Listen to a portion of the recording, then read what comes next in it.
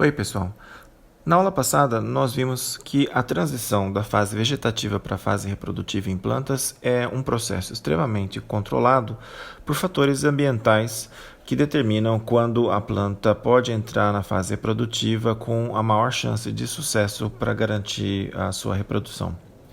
Esses fatores ambientais geralmente são luz, temperatura e fatores hormonais. Então vejam, o que acontece nessa transição é que o meristema apical caulinar deixa de produzir primórdios foliares e agora passa a produzir outros meristemas, que são os meristemas florais. Então, de uma forma acadêmica, o meristema apical, que é vegetativo, geralmente se converte num meristema da inflorescência. No caso de Arabidopsis, é o próprio meristema apical que se converte. Em algumas plantas são os meristemas axilares. Mas a situação é um pouquinho mais complicada do que isso, que é o que a gente vai ver nessa aula. Lembrem-se que quando a gente fala o meristema deixa de produzir primórdio foliar e passa a produzir meristema floral, não é bem assim, porque vocês devem se lembrar, a arquitetura da planta é construída por módulos diferentes de animais, e esses módulos são os fitômeros, e esses fitômeros eles são constituídos por um entrenó, um pedaço de caule, uma folha, e na axila dessa folha geralmente existe um outro meristema axilar dormente que a gente chama de nó. Então, esse conjunto de nó, entrenó e um órgão, que é a folha, é que se constitui um módulo que é o produto do meristema apical caulinar. Então, a formação de um padrão de arquitetura do corpo da planta é constituído por esses três elementos: um meristema, uma folha e um entrenó.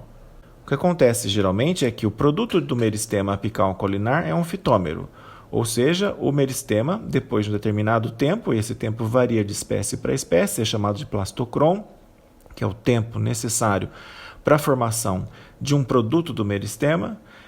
Esse meristema, se ele for vegetativo, ele vai produzir uma folha, vai deixar atrás de si o entrenó, e na axila da folha vai haver uma cópia do meristema axilar, que geralmente é dormente. Mas esse próprio meristema axilar, depois de mais um outro plastocrom, ou seja, depois de um tempo ali T2, ele pode entrar em atividade e produzir mais um fitômero, ou seja, o entrenó, o nó e uma folha. Essa atividade, então, dessa gema axilar não é muito normal. Vocês devem se lembrar de um fenômeno chamado dominância apical, que o fato do meristema apical caulinar produzir a auxina inibe a brotação dessas gemas axilares. Mas vocês podem imaginar um caso em que esses meristemas axilares são ativados para produzir novos fitômeros. Vejam que então existe uma diferença bastante grande entre a arquitetura da planta que tem esse comportamento de cima e da planta que tem esse comportamento de baixo.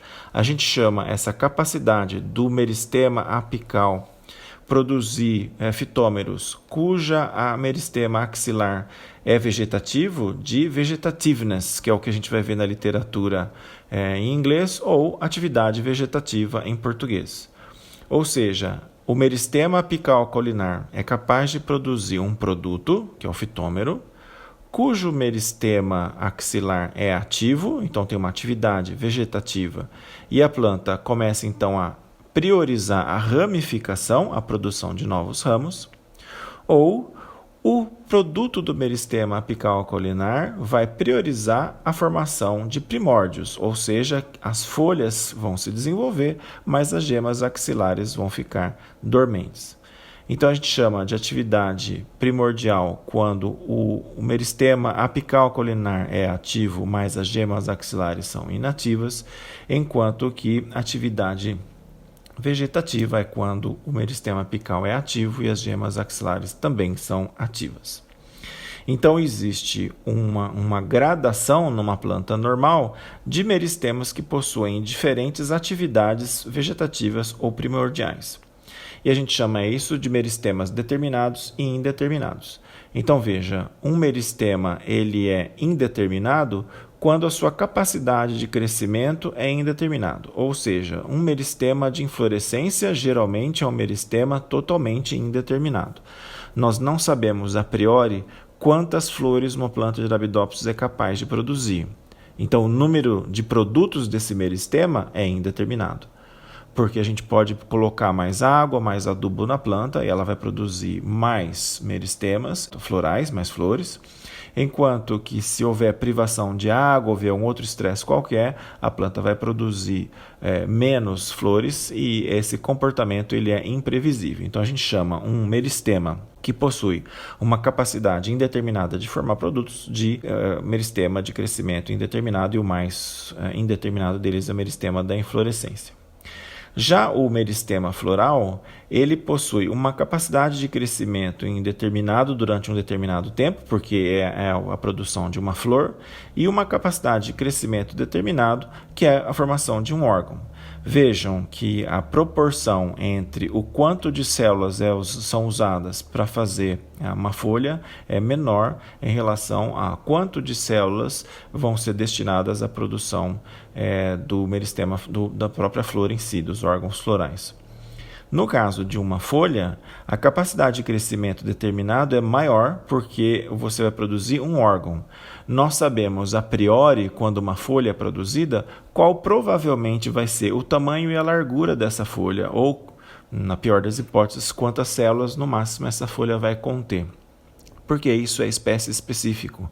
Uma folha de bananeira, você espera que a folha que uma bananeira produz tenha um tamanho muito maior do que uma folha de Arabidopsis. Então a gente sabe que, em média, o crescimento de uma folha de Arabidopsis é esperadamente menor, é previsivelmente menor do que o crescimento de uma folha de bananeira. Portanto, a capacidade de crescimento de um órgão, de uma folha, é um crescimento determinado. Nós sabemos a priori qual vai ser a quantidade de células destinadas para formar um determinado órgão, como uma folha, por exemplo. Então vejam que aí, ao contrário do meristema floral, a quantidade de células destinadas a formar o órgão, que é a folha, é maior proporcionalmente do que o número de células destinadas a formar essa gema axilar que está dormente. O caso máximo de determinação é a formação de um órgão floral, porque quando um primórdio floral se forma, quase todas as células são destinadas à formação do órgão em si. Lembram-se que o órgão floral é uma folha modificada. Ora, se esse órgão floral é uma folha modificada, ele deve ter uma gema axilar. Só que essa gema axilar é tão pouco desenvolvida que a gente chama de uma gema críptica. Ou seja, uma gema que ela não é detectada mesmo anatomicamente. Para a gente entender essa situação um pouco melhor, imaginem que um órgão floral, que é considerado com a capacidade de crescimento determinado máximo, porque geralmente só o órgão floral é produzido, fosse substituído por um outro tipo de crescimento mais indeterminado. O que aconteceria? Nós teríamos a substituição deste órgão por um outro meristema, na verdade. Lembrem-se que o órgão floral, na verdade, é uma folha modificada. Então, se esse órgão floral ele está ali, ele deve ter uma gema axilar. Se essa gema axilar tiver capacidade de crescimento indeterminado maior do que a capacidade do crescimento determinado do órgão, a flor ficaria assim. Então eu teria a priorização do crescimento indeterminado para o meristema, então um meristema floral seria produzido no lugar onde eu esperaria encontrar um órgão de crescimento determinado, que é uma sépala. Então, talvez vocês já devem ter percebido que, ao longo do desenvolvimento, durante a mudança de fase, durante a transição da fase vegetativa para a reprodutiva, na verdade o que acontece é que a planta deixa de produzir um crescimento determinado em que há uma priorização da formação dos órgãos, como as folhas, em que suas gemas axilares estão reprimidas, para um processo em que vai haver a formação de uma inflorescência e de uma flor, em que o órgão é totalmente inativado, tanto que a Arabidopsis tem uma bráctea críptica, a gente nem vê a bráctea, e houve uma atividade maior daquela gema axilar para a formação de um meristema floral. Então, essa transição dos produtos do meristema, a maneira como o fitômero se comporta, a priorização que se dá para o órgão, no caso uma folha, ou para o meristema associado a essa folha, que é o nó, que é a gema axilar. Quanto mais o órgão estiver ativado, provavelmente vou estar na fase vegetativa, porque eu estou produzindo órgãos prioritariamente, que são as folhas, enquanto que o nó, que é a gema axilar, está dormente. E na transição para a fase reprodutiva, essa gema axilar tende a brotar mais, a ser mais ativa e vou ter produção de um meristema floral, e essa órgão, que seria uma bráctea, é cada vez mais reprimido, a ponto de em Arabidopsis a gente ter uma bráctea críptica. A gente não vê brácteas que suportam as flores. Obviamente, existem mutantes, como eu já mencionei, em que esse processo ou essa priorização de formação de órgãos, formação de meristemas é afetado. Portanto, esses mutantes vão afetar a morfologia ou a arquitetura da planta, e entre esses mutantes está o mutante para o gene LIF. Nós já vimos ou mencionamos o gene LIF na aula passada, é um fator de transcrição específico de plantas. E vocês devem se lembrar da aula passada que nós mostramos que o gene LIF, o mutante do gene LIF em Arabidopsis, passa a produzir então brácteas. Então, o produto do gene LIF é necessário para a repressão dessas brácteas. No mutante, as brácteas voltam a aparecer, subtendendo aí cada meristema floral. Adicionalmente, muitas das flores são substituídas, os meristemas florais são substituídos por meristemas da inflorescência. Então, na imagem da esquerda, as bolinhas brancas ali são as flores, meristemas florais, e no mutante são substituídos por essas setas verdes, que são outras inflorescências secundárias. Vocês devem se lembrar que o LIF é expresso justamente na transição de fase, quando nos últimos primórdios de folhas, e passa a ser expresso nos meristemas florais. Eu havia mencionado um outro modelo de desenvolvimento reprodutivo, que é o Antirrhinomagus. Nós já havíamos visto na aula passada que diversas plantas têm o gene LIF com outros nomes. Antirrhino não é diferente. O gene LIF em Antirrhino se chama Floricaula. No tipo selvagem, que é a planta da direita, em cada nó eu tenho a produção de uma flor durante o desenvolvimento reprodutivo, enquanto que no mutante Floricaula, essa flor é substituída por uma outra inflorescência muito semelhante ao que acontece com o gene LIF em Arabidopsis, em que flores são substituídas por inflorescências. E o padrão de expressão, aí vocês estão vendo um corte longitudinal de um meristema apical de Antirrhinum. O LIF também não é expresso no meristema da inflorescência, e sim é expresso nos meristemas florais e nas últimas folhas, na parte adaxial das últimas folhas que são produzidas. Então, onde está colorido na hibridização in situ, é a expressão do gene. Vejam, se o LIF é um fator de transcrição, que genes que esse fator de transcrição ativa para a produção das flores? Curiosamente, ele ativa um outro fator de transcrição, que é o produto do gene apétala-1.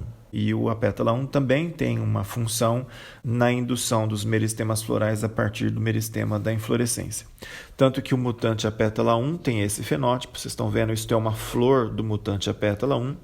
E, na verdade, a flor foi substituída quase por uma inflorescência. Nessa imagem nós conseguimos, a imagem está um pouco escura, mas a gente consegue ver um pedaço ali do pistilo do centro dessa flor, alguns estames desta flor, as sépalas desta flor, mas aí foi retirada uma parte da flor, uma sépala e uma pétala, porque no mutante a pétala, como o próprio nome diz, a pétala não tem pétala. No lugar das pétalas são colocadas novas flores mutantes. Então, esse bloco todo aqui, por exemplo, é uma flor cujas pétalas foram substituídas por novas flores. Então, eu consigo ver nessa flor que está no lugar de uma pétala o pistilo dela e os estames, e eu consigo ver as 4 outras flores que estão no lugar das pétalas. Então, na verdade, eu tenho aí uma coisa que não é nem uma flor, nem uma inflorescência, é um mutante apétala-1. Coisa importante, o apétala-1 é um fator de transcrição da família Medes, então ele é um fator de transcrição de uma família bastante grande. Nós vamos falar muito sobre essa família Medes na aula que vem, quando nós falarmos do desenvolvimento floral. Vejam que o apétala-1 ele possui ali parálogos, que são outros genes que foram duplicados recentemente. Nós vamos falar sobre isso daqui a pouquinho. Se o apétala-1 ele é ligado pelo LIF, e se o LIF expressa nos meristemas florais, é de se esperar que o gene apétala-1 se expressa também em meristemas florais, desde o início da sua formação, e é isso que acontece. Então, notem nessa hibridização in situ, nós temos plantas com 11, 12, 13, 14 dias de vida, e, obviamente, à medida que essa planta se desenvolve, ela expressa mais o gene apétala-1. O gene apétala-1 expressa exclusivamente nos meristemas florais, e ele não se expressa no meristema da inflorescência. Eu havia dito que o gene apétala-1 teve uma duplicação recente com alguns parálogos, e um deles é o cauliflower. O mutante cauliflower, couve-flor em inglês, ele tem esse nome por causa do fenótipo, mas vejam que esse fenótipo ele não é causado pela mutação apenas no cauliflower. Se eu tiver uma mutação no gene cauliflower, eu não vejo nada, não tem fenótipo nenhum, a planta continua ainda com o fenótipo de uma planta selvagem. Eu preciso combinar a mutação no gene cauliflower com o gene apétala 1. Se eu tiver um duplo mutante apétala 1 cauliflower, como esses dois genes são muito semelhantes, eles têm um efeito redundante, aí sim eu vejo o fenótipo. Então vejam aí que o gene cauliflower é um fator de transcrição também da família MEDS e ele é uma duplicação recente do gene apétala 1. Se nós olharmos aquela estrutura em forma de couve-flor lá que a gente acabou de mostrar na microscopia eletrônica de varredura, nós vamos perceber que essa estrutura é composta de um grande número de meristemas e todos eles são meristemas da inflorescência. Vejam, a pétala 1 é um gene que controla a transição do meristema da inflorescência para o meristema floral. Quando eu tenho um mutante, eu não consigo fazer essa transição. Então, isso quer dizer que o meristema da inflorescência do mutante apétala 1, ele produz outros meristemas que deveriam ser meristemas florais, mas que se comportam como meristemas da inflorescência. Como o papel do meristema da inflorescência é produzir outros meristemas, que seriam os meristemas florais, esse meristema continua produzindo mais meristemas. Só que, como ele não consegue produzir meristemas florais, os meristemas produzem mais meristemas, que produzem mais meristemas, etc, etc. Só lembrando que a planta que nós chamamos couve-flor também é uma brassicace, como a Arabidopsis. E hoje nós sabemos que a variedade de couve, que a gente chama de couve-flor, é justamente um mutante duplo nos genes apétala 1 e cauliflower. Então, a couve-flor que nós comemos nada mais é do que um grande número de meristemas de inflorescência que não conseguem produzir meristemas florais. Guardem essa informação aí na cabeça de vocês. Vamos ver um novo mutante num gene também bastante importante, que é o terminal flower 1. Como o próprio nome diz, o mutante produz uma flor terminal. E Arabidopsis do tipo selvagem geralmente tem uma inflorescência indeterminada, ela vai produzir um número indeterminado de flores. No entanto, o mutante terminal flower 1, ele substitui o meristema da inflorescência por um meristema floral. Em casos extremos, a planta produz uma única flor. Nessas imagens em microscopia eletrônica de varredura, nós estamos vendo, olhando por cima, o meristema da inflorescência e meristemas florais de uma planta selvagem de Arabidopsis na linha de baixo do mutante terminal flower. Vejam que na primeira imagem, depois de 10 dias em dias longos, nós temos uma planta tipo selvagem que está produzindo os últimos primórdios de folha e começa a produzir os primeiros meristemas florais. O terminal flower ele floresce mais cedo, então ele também influencia a passagem da fase vegetativa para a reprodutiva, acelerando essa passagem. Então, nos mesmos 10 dias longos, nós temos aí no mutante já a produção de vários meristemas florais. O que acontece é que ali no 11º dia em dias longos, enquanto a planta selvagem continua produzindo os meristemas florais a partir do meristema da inflorescência, no mutante, que era um meristema da inflorescência, se converteu no meristema floral, porque ao invés de produzir outros meristemas, ele começa a produzir órgãos florais, que são as sépalas. Então, esse mutante, nesse caso, vai produzir essas 3 flores e mais uma flor central, interrompendo assim o processo de desenvolvimento da inflorescência, substituindo a inflorescência por um meristema floral. O gene terminal flower é um fator de transcrição e, portanto, vai produzir uma proteína que é capaz de ligar e desligar outros genes. Como nós vimos, a função do terminal flower é no meristema da inflorescência, então nessas hibridizações em si nós estamos vendo que ele se expressa no meristema da inflorescência e não se expressa nos meristemas florais. Vejam, se o mutante produz um florescimento mais precoce e produz a formação de um meristema floral no lugar do meristema da inflorescência, se nós superexpressarmos esse gene numa planta transgênica, a planta vai ter muita dificuldade em entrar na fase reprodutiva, ela vai ficar um longo tempo vegetando, e quando produz os meristemas reprodutivos, são meristemas de inflorescência que não conseguem produzir meristemas florais. Então, a Arabidopsis é uma planta que a gente chama de planta monocárpica, ou seja, ela entra na fase reprodutiva, isso faz com que seja ativado o sistema de morte celular programada da planta e a planta, logo depois de produzir os frutos, vai morrer. É uma planta anual. Então, a Arabidopsis com 2 ou 3 meses já é uma planta que está quase morrendo, porque em 1 mês ela já entra na fase reprodutiva e já inicia o seu processo de morte programado. No entanto, essas plantas que são transgênicas para superexpressão do terminal flower ficam vivas durante meses e meses e não produzem flores e, portanto, é aquele comentário que eu havia feito antes. Quando a planta não entra na fase reprodutiva, ela fica produzindo biomassa, fica produzindo corpo vegetativo, e isso faz com que a planta acabe tendo crescimento secundário. Essas plantas aí, elas estão apoiadas nessas varetas que foram colocadas para amarrar a planta, né? Essa última planta está até meio despencada ali, mas o peso do corpo vegetativo da planta faz com que esses caules produzam crescimento secundário. Eles instalam um câmbio para a produção de madeira, e é uma maneira de você fazer a Arabidopsis produzir madeira mutando esse gene, fazendo com que ela fique mais tempo na fase vegetativa e tenha dificuldade para entrar na fase reprodutiva.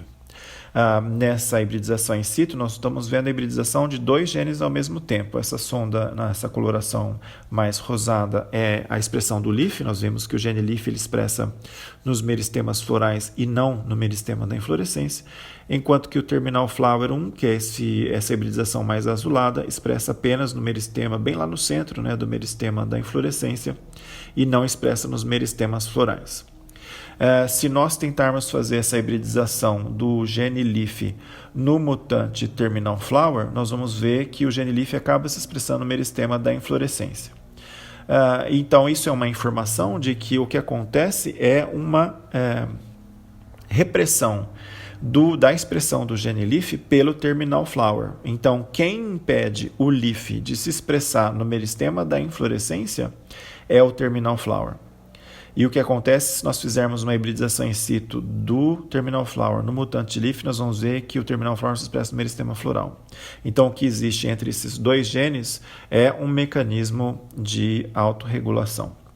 Então, vejam aí a expressão do gene leaf num tipo selvagem e numa planta transgênica que superexpressa o apétala 1. Lembrem-se, o papel do apétala 1 é fazer a diferenciação do meristema floral. Então, com a superexpressão do apétala 1, mesmo o meristema da inflorescência vai se converter no meristema floral, portanto, o leaf passa a se expressar no meristema da inflorescência também. O terminal flower 1, ele expressa apenas no meristema da inflorescência e não nos meristemas florais. Se todos os meristemas foram convertidos em meristemas florais, na planta que superexpressa o apétala 1, o terminal flower 1 não expressa mais. Então, se nós fizermos a hibridização do apétala 1, por exemplo, na planta selvagem, isso nós já mostramos para vocês, o apétala 1 ele expressa apenas nos meristemas florais, mas quando eu tenho, por exemplo, um mutante leaf, lembram-se que ele floresce bem mais tarde, e ele tem dificuldade em fazer a transição do meristema da inflorescência para o meristema floral. Então vejam que enquanto no tipo selvagem o apétala 1 ele já se expressa depois de 11 dias de vida da planta, no mutante leaf o apétala 1 vai começar a se expressar depois de 15 dias de vida da planta e ainda assim numa quantidade menor de tecidos. Só depois lá do 18º dia é que a expressão do apétala 1 vai começar a ficar normalizada. Isso é só para mostrar então a relação de interação que existe para a expressão desses genes. O gene leaf ele induz a expressão do apétala 1 e o apétala 1 induz a expressão do leaf. Já o terminal flower ele reprime a expressão tanto do leaf quanto do apétala 1 e ele é reprimido pela expressão desses genes também. Então vejam que, na verdade, o equilíbrio entre o quanto de inflorescência a planta produz e o quanto de flor a planta produz resume-se na interação entre 2 genes, já que o apétala 1 é ligado pelo leaf e vice-versa. Basta eu ter o equilíbrio entre o leaf e o terminal flower 1, eu vou ter o quanto de flor e o quanto de inflorescência essa planta vai produzir. Quanto mais leaf eu tiver, menos a planta vai produzir flores, porque o meristema da inflorescência vai ser imediatamente convertido no meristema floral. Quanto mais terminal flower 1 eu tiver, menos flor a planta vai fazer, porque todos os meristemas vão se converter em meristemas da inflorescência. Então, a mutação em basicamente 2 genes altera drasticamente a arquitetura da inflorescência e o modo de reprodução da planta. Isso foi muito bem descrito e estudado num artigo que hoje é um artigo bastante clássico, do Enrico Cohen junto com o Prizzi. É um nome impronunciável, é um cara polonês e que faz modelagem matemática. e se juntaram então aí um biólogo que estuda a reprodução de plantas com um matemático para modelar a maneira como as inflorescências podem ser produzidas por uma planta. Nesse artigo, o que esses autores fizeram foi modelar o equilíbrio entre a expressão dos genes leaf e terminal flower e prever tipos de inflorescência que poderiam ser possíveis. O que vocês estão vendo na primeira linha ali, A, B e C, são inflorescências possíveis, matematicamente falando, mas que não existem na natureza. Na natureza existem apenas 3 tipos de inflorescência, que são a panícula, o racemo e o cimo. Esses 3 tipos de inflorescência, eles indicam quanto de meristemas florais e quantos de meristema da inflorescência nós vamos ter, ou quão ativo vão ser o leaf ou o terminal flower. Então, basicamente, todos os tipos de inflorescência que a gente vê na natureza se resumem a 3 tipos básicos, que é panícula, racemo e cimo. Todos os outros nomes lá que os botânicos inventaram são variações sobre o tema, vão acabar caindo em um desses 3 tipos aí. Porque, por uma modelagem matemática, variando a concentração ali de leaf e de terminal flower, nós conseguimos chegar até a definição de um plano morfogênico ali, em que eu tenho um extremo, em que eu tenho num canto uma única flor, ou então uma planta que é incapaz de produzir meristemas florais, e nessa superfície aí a gente tem todas as combinações possíveis de leaf e terminal flower. Então, a gente consegue testar esse modelo matemático com plantas transgênicas ou com mutantes. Combinando mutantes e plantas transgênicas, nós conseguimos reproduzir em Arabidopsis qualquer tipo de inflorescência. E o que é mais interessante é que, se nós observarmos a quantidade de sementes que então uma planta poderia ser capaz de produzir numa ou em outra inflorescência, nós recaímos nas plantas que são de ciclo curto ou de ciclo longo. Nas plantas de ciclo longo existe uma tendência a produzir menos sementes, e nas plantas de ciclo curto produzir uma explosão de sementes, e isso vai acabar dando maior ou menor adaptação dessas plantas. E nós chegamos ali naquelas estratégias de reprodução que a gente costuma ver em ecologia, a estratégia R, estratégia K, né, que é dada por árvores ou por plantas anuais. Isso tem tudo a ver com a regulação do desenvolvimento da inflorescência. Então, esse artigo realmente é um clássico, porque ele acaba associando a capacidade adaptativa das plantas com a expressão de 2 genes, que são o leaf e o terminal flower, e que vão dar todos os tipos de inflorescência que a gente conhece. Bom, então eu espero que tenha ficado claro que existe então um mecanismo baseado em poucos genes, basicamente leaf e terminal flower, que decide se a planta vai ter uma flor ou muitas flores numa inflorescência. Na aula que vem a gente vai falar sobre desenvolvimento floral especificamente, como os órgãos florais são organizados. Se tiverem alguma dúvida, me mandem um e-mail, se não, até a próxima aula. Tchau, tchau.